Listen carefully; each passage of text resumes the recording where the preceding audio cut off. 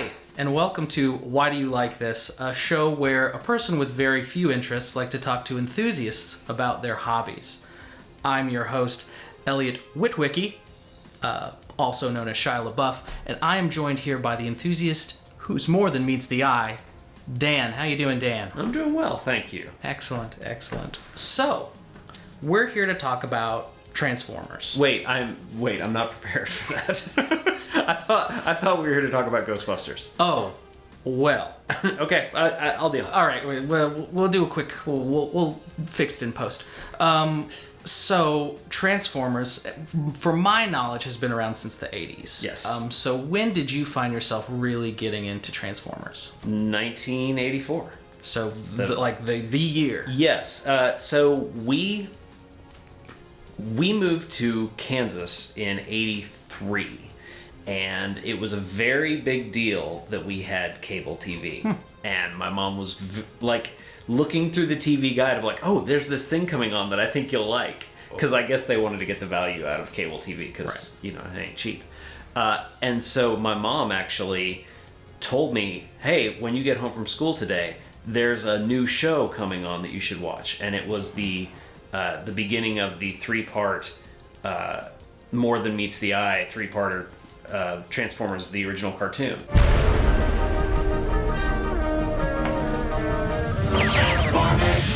And so I watched that and I was basically hooked from there. And then we first saw the toys while I was out with my mom, and I saw Soundwave, which is the cassette recorder, and Mom told me I could get it, but I had to save my allowance until I could actually pay her for it.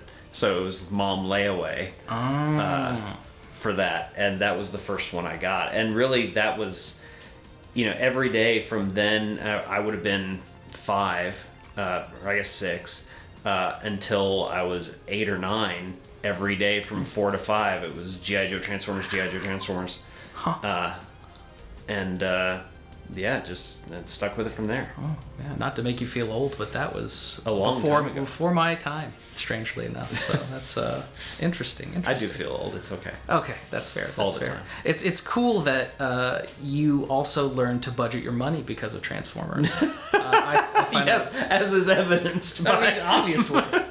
Obviously. So that's really neat. I feel like my mom was trying to teach me a lesson, and the lesson was incorrect. It worked out. By Transformers, Dan. It worked out. Yeah. So during the 80s, because you even mentioned G.I. Joe, which is another cartoon that was popular at the time, they had Dino Riders. They were called Dinosaurs. Teenage Mutant Ninja Turtles, that kind of sort of, I guess, shows that were actually kind of toy commercials. Let's be honest. Yeah, they were all were. So you mentioned your mom picked that one out. Was it specifically Transformers, or was it just watch this particular channel? Or no, even with cable at that point, there still weren't a huge number of channels with content for kids, and it was more just that, So I watched He-Man, which was a little earlier. G.I. Joe and Transformers. G.I. Joe came before Transformers, but it was a couple of mini-series before it became a regular cartoon. Transformers was the same way. It ran for 3 days, and then a couple of weeks later, they started into the full-on season 1, if I'm remembering right. But for whatever reason, and I had a lot of those other toys. I had a Wheeled Warriors and Roboforce and Sectars and, all sorts of different, Silverhawks. I mean, all sorts of those weird ass 80s properties. Right. And Turtles came later, which Turtles was kind of the juggernaut that took over the place of everything else. But Turtles was 88, 89. And so for it really, boys' toys from about 84 to 86 was He-Man, G.I. Joe, Transformers. And for me, I was big into He-Man too, but that didn't survive childhood. Sure. And then just Transformers was it. It's just the one that stuck. And I think the question on everybody's mind too is, where's your secret Silverhawks shrine? That's is it in a different house? Is it? I can't tell you that. Oh, fair enough. See, that reference was a Silverhawks reference to the cartoon. I just heard Silverhawks is like, I'm going to bring that one up. That sounded weird. I don't even know what Silverhawks is, so that's neat. Silverhawks, they're partly metal, partly real. They live in space and play guitars. Why do I feel like you're quoting a theme song to me? You should write for theme song. That was great. Okay, so we've been talking about the 80s, so let's go do something, I can't say, at least more recent, because in 2007, as I'm sure you're aware, Michael Bay made the live-action Transformers movies. And live-action movies are kind of like a touchy subject to a lot of fandoms because typically that adaptation isn't taken well. Right. So, and I imagine from what I heard, Transformers was kind of hit or miss as far as the way fans of Transformers took it. Right. Where do you kind of fit on that spectrum? I was very excited for the concept. I'll tell you, we were in a game of Axis and Allies that I left at 12:30 to go toy hunting because we happened to be playing on the Toys Street Date. And at that point, I guess through About Heroes, I was on Hasbro's radar too because I actually got some PR toys. For it, and the toys were really neat and the aesthetic was interesting. And then I watched the film and did not enjoy the film because the film's hot garbage, and it in fact kind of turned me off to most of the mainline collecting at that point, because up until that point, so I had started collecting again very heavily in 2000, 2001, and 2007 when those films came out, all of a sudden it was like, oh, none of this really has any attraction for me anymore. And so I actually took a multi-year break from collecting the mainline figures. The masterpieces were still coming out then and whatnot, so I was still picking those up, but it wasn't like going to Walmart and Target and looking for stuff anymore. Did you hear that, Michael Bay? You ruined it. I mean, He watches the show. I understand. No offense, sir. But I do want to say, though, even though those movies aren't my cup of tea, I'm glad they came out. Because if they hadn't, Transformers wouldn't be the kind of cultural juggernaut that it is now. It's only because of those movies that you still have Transformers as prevalent. I mean, Transformers are the only toy line that has more or less been continuous from the 80s, except for a very small gap in the mid 90s. But there's always been Transformers on the shelves, and a lot of that and a lot of its longevity with modern audiences is directly from those Transformers movies. I mean, Transformers is as popular in the pop culture juggernaut as Star Wars because of those movies. So even though I might not like the movies, I'm glad the movies exist. All right. Michael Bay, you get a pass then. You get a pass. So a lot of fandoms have like communities built around them. And I imagine you're probably a member of some sort of like Transformers kind of community, either online or in person. Not really. Not really. You've avoided that whole... Well, I was... So, I don't know. Are you aware of my personal backstory with the internet?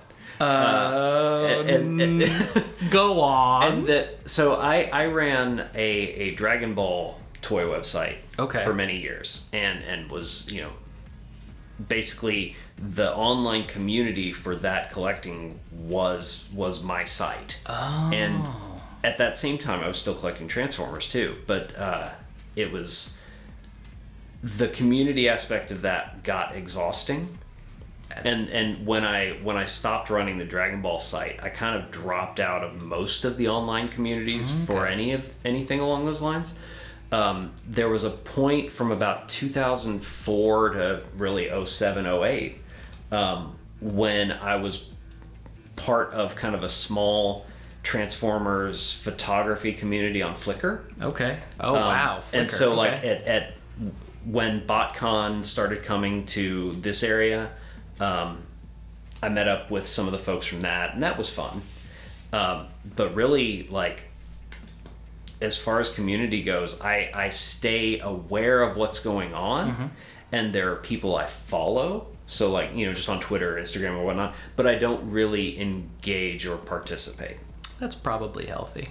That's kind of, you know, and every now and then I get to, it's like, oh, I really should get back into this and get it to where, you know, I'm actively engaging in this conversation. And then I try that for a few days, and it's just exhausting. So Fair. So you mentioned BotCon. Uh-huh. What's that all about? Like, how does that play out? That's an interesting story.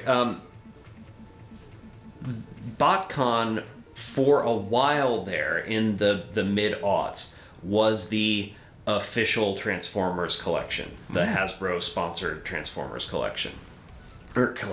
convention. Sure. And it had started as a fan show, and then basically Hasbro bought the name from whoever, and for a while there was an official Transformers convention. It was OTFCC. Oh yeah, that rolls off the tongue. Official Transformers Convention C. I don't know what the other C was for. Collector Convention, probably. I don't know. But the group that ran BotCon, per se, for the last few years of BotCon, which I want to say was maybe 2011 to 2013. I could be getting that. Shift that a few years either way. Sure. I don't remember. But they live around here. So there was a BotCon in Lexington. There was a BotCon in Cincinnati. There was a BotCon in Louisville. Omar and Melanie and I went to the BotCon in Louisville, and we were there at night for the Stan Bush concert on 4th Street Live. And there was a Garth Brooks concert at the Yum Center the same night. And so you had these two groups, and the Stan Bush concert on 4th Street Live had this big monitor with, like, video from Transformers the movie. So you've got all these people in very nice cowboy hats and Western gear, walking through trying to figure out what the hell's this giant robot thing. And it was so much fun, because it was like these are two crowds that don't normally mix. Yeah. But it's just like any other convention. You know, it's set up with panels and a big dealer room, and you go and you buy stuff and you listen to people talk. So, Well, that's it's completely fascinating. So it would be crazy not to ask these kinds of questions. So I'm nervous now. About your collection that we're seeing around. I have a few sort of questions in mind here. You don't have to say it. I know they're all kind of like your children. So, but if you had to pick a favorite, which one in your collection would you say is your favorite? Transmetal Megatron. It's That this guy. one right here. The purple and brown. Oh yeah, he had a spotlight on your room tour as well. I believe. Yes, yeah. He's actually the thumbnail. Yeah, picture. a link in the description. Yeah, I think of all of them, that is, if I had to pick one, it would be that one. Just because one, it's okay. Well, it's a great toy, except for the fact that how deep a dive do you want to go into? Let's go. Let's all right. go. Let me tell you about some gold plastic syndrome. Let's do it. Between 1992, 93, and about 2002, 2003, a lot of toys were made with gold plastic, like swirly gold reflective plastic. Okay. And for whatever reason, because, we're toy collectors and not chemists, nobody really knows why, but that gold plastic becomes brittle with time. So much so that like if you find a toy in a box and you open it, it is likely already broken in the box. Interesting. This Megatron doesn't technically have that gold plastic syndrome, but it's very similar in that a lot of the brown plastic on this toy will just crumble if you touch it the wrong way. So other than that... So very delicate. Yeah, very delicate. But other than that, I love that toy primarily, one, because it's just a cool-looking toy. Oh, yeah. The character is one of the best Transformers characters ever. Beast Megatron. Right. Voiced by David Kaye. That just, I mean... The villain. Yes. Oh, absolutely. And that particular toy is special to me because it is what got me back into collecting Transformers. Yeah. Interesting. Like, it was the first Transformer I bought as, you know, I don't know if you would deem a college junior an adult, but yeah, that's when you can arrest them. Right? Jail, yeah, there you go. Yeah. That was my first Transformers purchase as an adult. The first time I bought a new Transformer, and said, "Ooh, these are cool now." If only you knew about the gold plastic syndrome then. That's right. So, I mean, I know the answer to this question. Is your collection complete? No. I knew the answer, but I wanted to make sure before I asked this one. Are you familiar with the story of Moby Dick?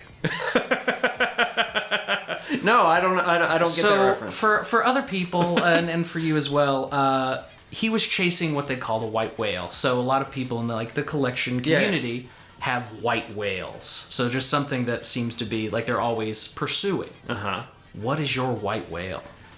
Well, I'm going to take a little bit of issue with the question. Sure. Because there is no Transformer that I'm seeking vengeance on. So I would think of it more in the Holy Grail context. Fair. And I really don't have one. There are a number of pieces that I would like for my collection. Right. I collect like hot rod figures specifically, and there's a crystal hot rod and a black hot rod reissue from about 2001, 2002 that I would like to get my hands on. Mm-hmm. But really, they're not hard to get. They're just expensive. Oh. And that's really what it comes down to. There are a number of things in this hobby that are legitimately hard to get. But most of them are like limited production sample things. Like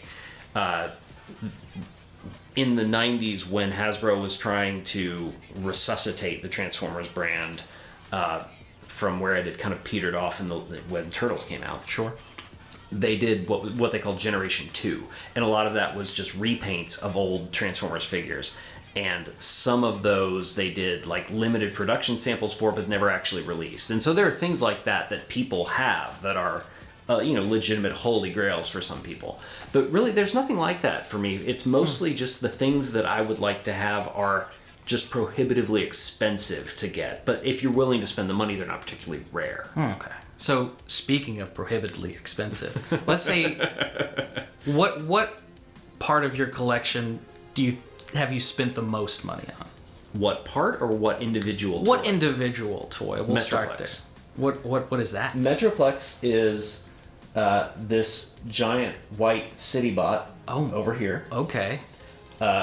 It came out in, I think, 2013. Okay. It was, at the time, the largest Transformer ever released, which that title had been held by Fortress Maximus from the 80s for 20 years. Obviously.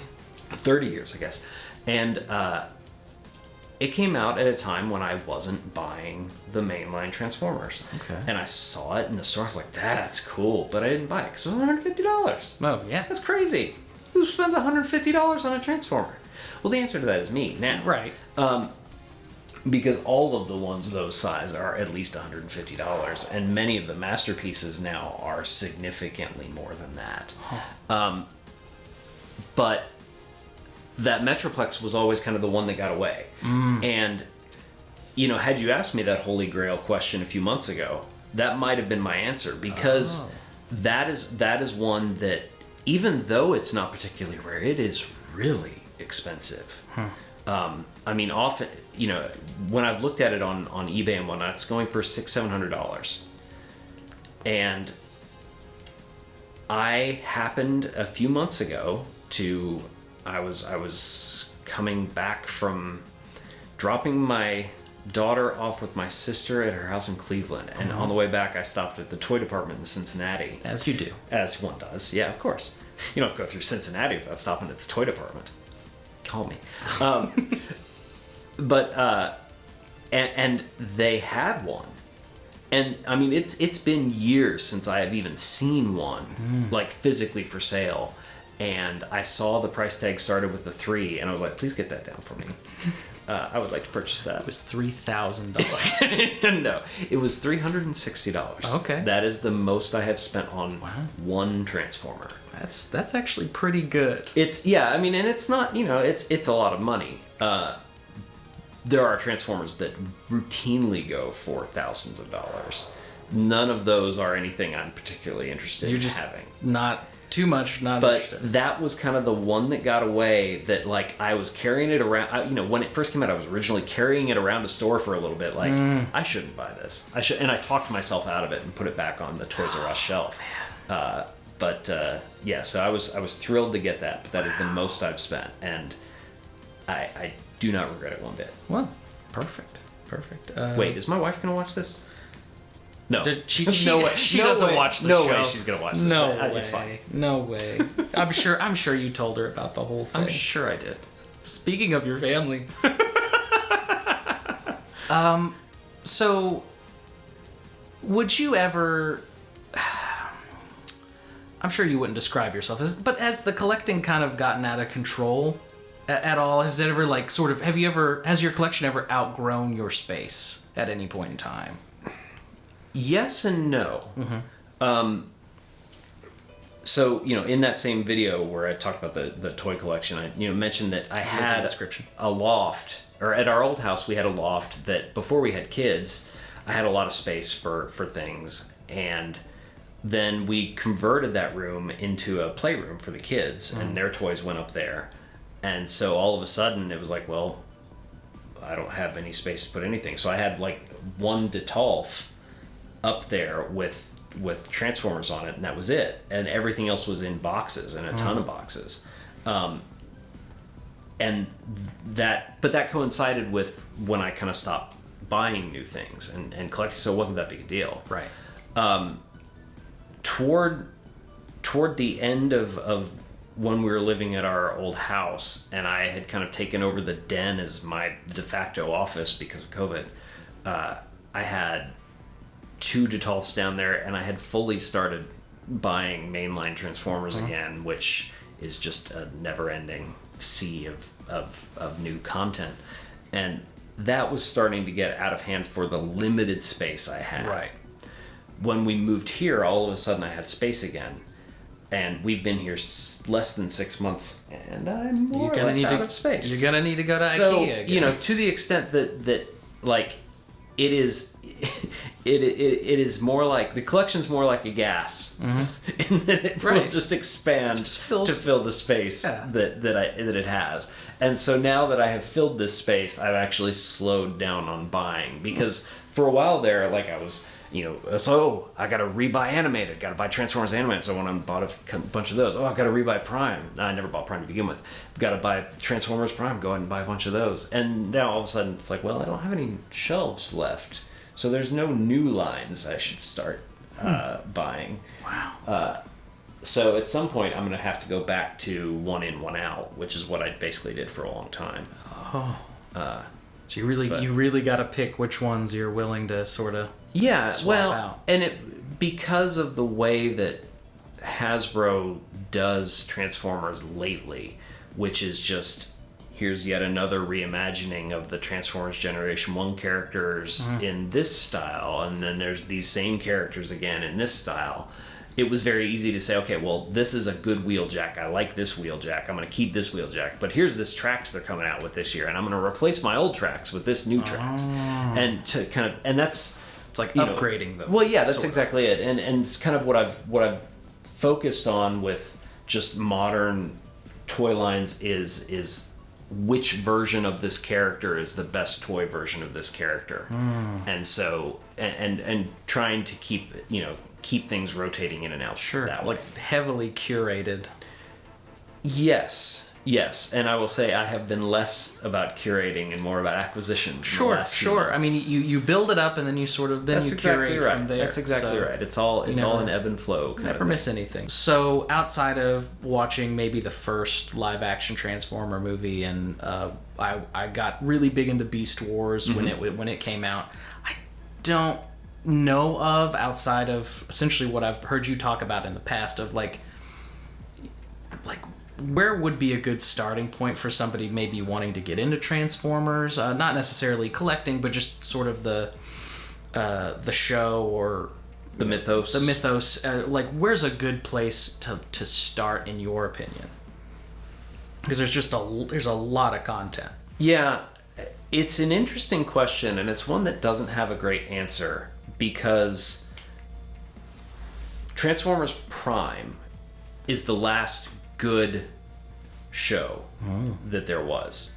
There have been good moments in other shows, but it's not anything I would point you to consistently that would be interesting for you as an adult. Sure. Because there is actually, like, they did a YouTube show called Cyberverse that is surprisingly good, but you have to be willing to like you have to be really willing to be like, I'm watching a children's TV show that I have no other connection to, and I just don't think that's a good starting point for an adult to check this out. You're assuming I'm an adult. Well, that's true. You know, I suppose you could be three kids in a three ducks in a trench coat. That would be silly. But I would say Transformers Prime, which is on Netflix, is a great place to start with Transformers, in that it starts very small and kind of builds a world very well, and it's got great voice acting and a lot of good plot, and it's a decent length. It's 3 seasons long, so you can really kind of get into it and enjoy it.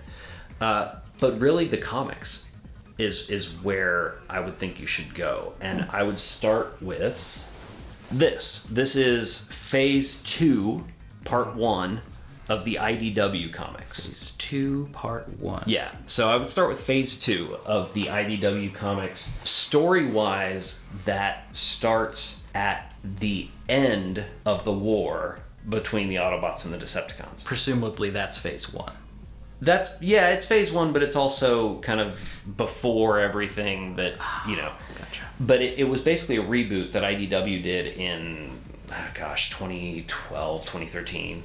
And the stories that came out of that are pretty universally regarded as some of the best Transformers fiction out there. Wow. So I would think if you're looking to start anywhere with it, I would start there. But also the modern comics are pretty good. They're a bit of a slow burn to start with, but if it's just if you've got a bunch of trades and can read them all at one time, it's actually a pretty good story that they're weaving, and it's the comics especially have done a great job of weaving new characters in with the original G1 characters, such that it's not just retelling the same story over and over again. And they're doing interesting things with it. And so I'm enjoying the new comics too. Oh. Really, comics is where Transformers is at right now. Have you had any fanboy moments with Transformers, like any big events or anything like that? Yeah, actually. So Omar and I, before we started Near Mint Condition, we did a podcast, and this was 2005 to 2008, and it was just us getting around, talking about comic book. It was basically Near Mint Condition, the podcast, right? It was us and whoever Omar decided to bring, talking about comics and toys and just stuff that we found interesting. And one year, Omar and I were at BotCon together, and we're standing in line to get an autograph from Peter Cullen, who is the voice of Optimus Prime. He's done a lot of voices in cartoons over the years. Even if you're not familiar with him as Optimus Prime, you've heard him in plenty of other things. Sure. And I'm just, I don't normally stand in line for autographs. It's not a big thing for me, but but too good. You're just too good for it. Well, it's more of I don't want to pay for it because I'm cheap. But it's like this is neat. This is the guy whose voice, if nothing else, like had a surprisingly strong influence on my childhood. And so it was really neat to meet him and shake his hand. But then Omar's like, "Hey, we have a podcast. Can we interview you?" And he was like, "Well, sure." Classic Omar. Yeah. So we interviewed Peter Cullen for our podcast. And this was, done remotely. I mean, it was over Skype or whatever. I mean, really, all you wanted to hear his voice anyway. Right. So. But, it was just, we were sitting there asking, and just asking him questions, and we were just having a conversation like this. And it's like, but you're, and it's like, is this real life? Yeah, well, it was just the weirdest thing because obviously these are all people and they're just doing a job, but hearing him talk about how just because at the time it was just a job, right? But hearing him talk about how much this character means to kids who grew up with it and not realizing at the time that it was going to be such a big thing. But realizing it now and hearing how much that actually meant to him was such a big deal and so cool. And then of course, because it's Omar, right? He said something about voicemails, and he didn't actually ask Peter to do voicemails, but he just starts doing "This is Omar. Leave your name and your number." Or you've reached Omar. This is Optimus Prime, and it's like, oh, that's so funny. And then he did one for Melanie, who was also on the call. And then he just started doing them. Oh yeah. He did one for Melanie, and then he did one for me too, and he did it as Eeyore. Oh, from Winnie the Pooh. Wow. Oh, okay.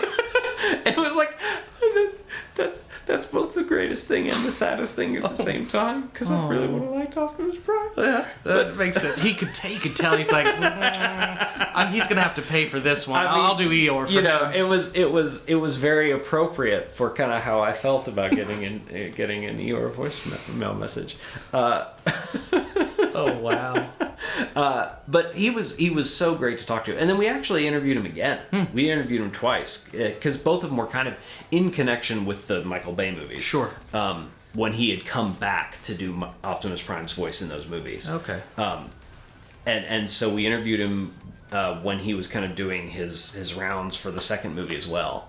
And just both times he was so gracious and such a great person to talk to, and he was so patient with our janky ass setup, and just the concept of doing a Skype interview the first time we did it was a little bit foreign to him, and sure. It was just so much fun to do, and so that was like the only time I feel like I've really ever like just completely given into the inner geek and just let it go. Wow.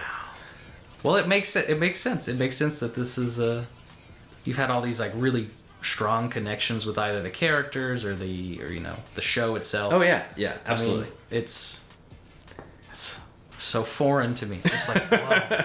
But yeah, listening to it is like, oh yeah, everything clicks. Like everything makes sense. Well, and it's funny when you talk about that sort of thing. I mean, I don't know what fandom is like for other people. I've jumped from thing to thing also. I mean, I was a big Star Wars fan for a long time, and I love Star Wars. It's great. I was a big fan of other things too. But this is the one that stuck with me. And this is the one that, you kind of find yourself like in the middle of the night. It's like, what would it be like if you were a general of an army, but you only had like 20 people, but they were all effectively immortal? How would you structure that army? And like, it's like, this is not a thing that the age-old classic. Right, exactly. This is not a thing people should be thinking about when they're trying to go to sleep. But that's kind of, like I said, this is just the one that has stuck with me for whatever reason. And, who knows how much longer it'll stick with me, but let's hope it's a little bit longer, else I probably have some explaining to do. Yeah, well, where are you going to do with all these things? Right, exactly. I guess you could thank your mom for that. That's She's right. the one who got you into it. Thank you, Mom. I'll send you a bill. All right, that's all the questions I have for Dan here.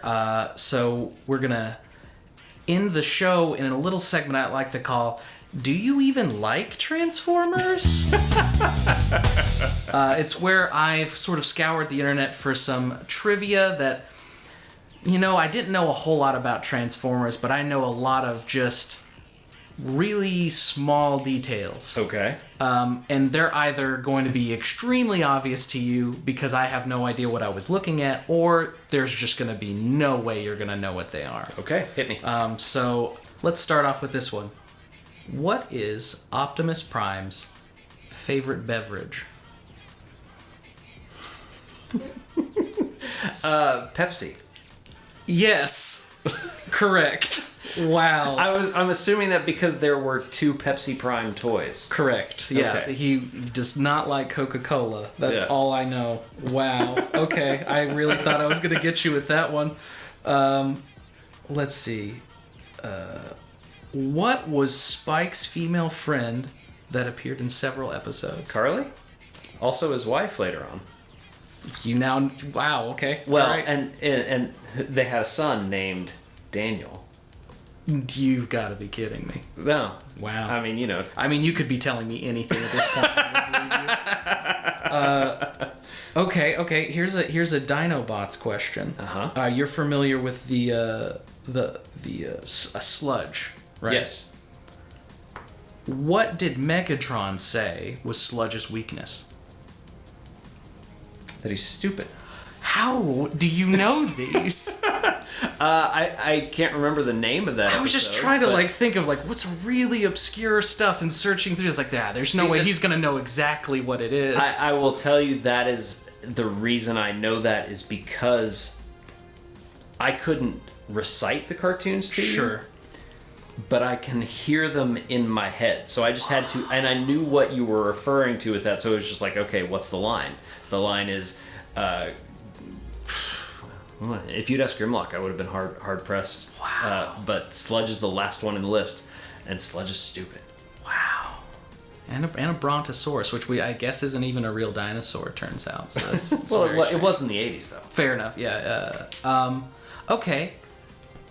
I've got one. Okay. What is Optimus's favorite number?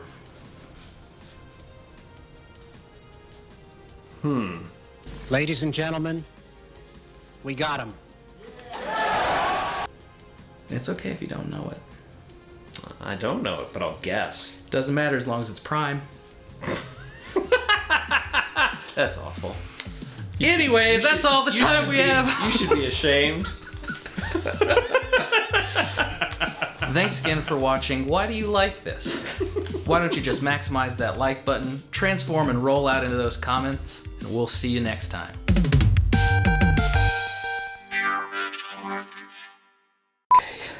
Be natural. Alright, you can stop it. Who is the Autobots' favorite Chicago Bull? Dennis Rodman Prime. Yeah, okay, I like it. Anyways, we're gonna just cut it right there.